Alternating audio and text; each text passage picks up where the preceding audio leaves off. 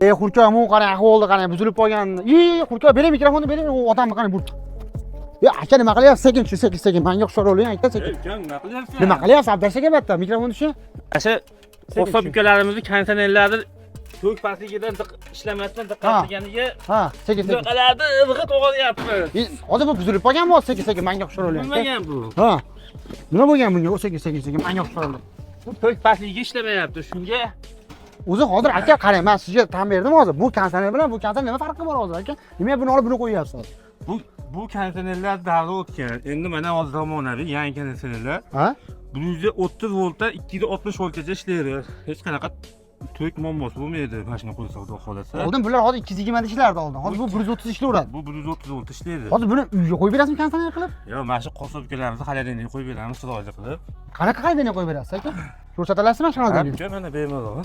Yo'q, hozir aka mana shu katta xolodilnik ishlataveradimi hozir mana shu? Mana shu xolodilnikka qo'yib beryapmiz.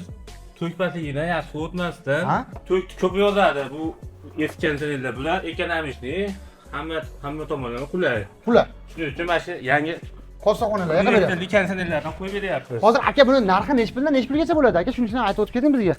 $100 dan boshlab Ha.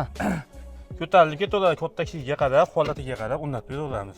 Do'stlar, bunaqasi bo'lmagan akamiz gapini eshitgan $100 dan $500 gacha qarab ketadi deyapti. Akamiz undan tashqari xolodilniklarni tuzatib beraverasiz. Xolodilnik konditsioner uylarga yangi konditsionerlarni o'zimiz olib o'rnatib, Sizda konditsionerlar ham bor, topiladi. konditsionerlar ham bor. Xohlagan modelingizdan olib o'rnatib beramiz. Do'stlar, O'zbekistonda yangilik pastdagi nomerlarga bemalol murojaat qilsangiz, xudo xohlasa, ishlarni hal qilib bersa, meni nomimdan siz arzonroq qilib berasiz aka.